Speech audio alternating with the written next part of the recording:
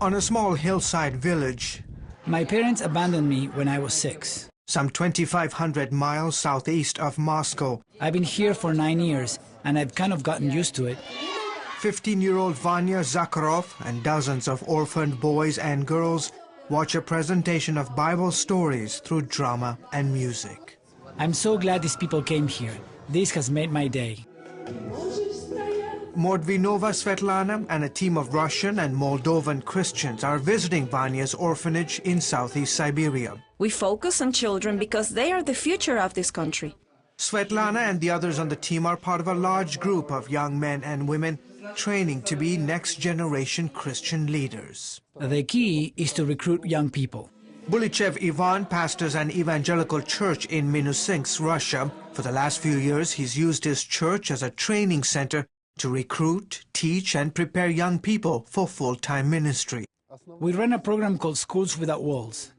Each year, hundreds of people across Russia and in neighboring countries enroll in a 2-year program on how to be effective communicators of the gospel message. Schools Without Walls is an initiative of Russian Ministries, which focuses on bringing the gospel to the former Soviet Union. Last year, more than 2,000 students from over 250 churches in Russia, Ukraine, Belarus, Moldova, Uzbekistan, Kazakhstan, Tajikistan, and Kyrgyzstan enrolled in the classes.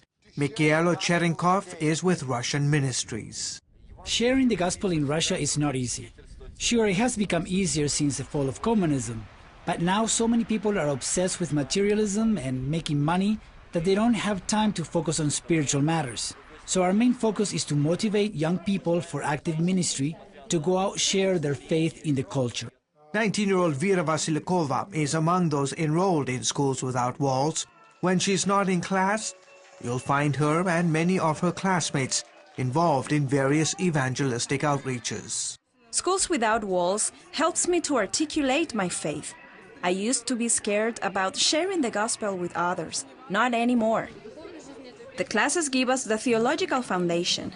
The outreach ministries provide the practical training. And the students are seeing the fruits. On a recent Thursday morning, members of Schools Without Walls in Minusink performed a musical at an area high school, drawing the praise of the school's principal.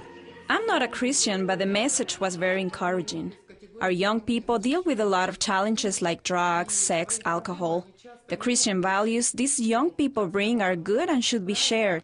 Pastor Bulichev says he wants his students to remember and learn from Russian Christians who sacrificed their lives in the early days to seeing the gospel preached throughout the land.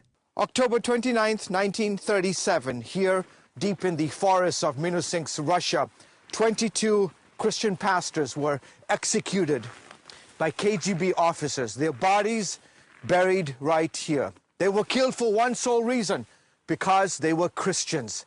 Today, a memorial to remember what happened that horrific day. Those pastors sacrificed their lives for Jesus. They're the seedbed of the church. Our youngsters know that the baton of faith has been passed down to them. And so today across the former Soviet Union, young men and women are rising to the challenge and willing to spread the gospel and expand God's kingdom in this part of the world. George Thomas, CBN News in Minusink, Russia.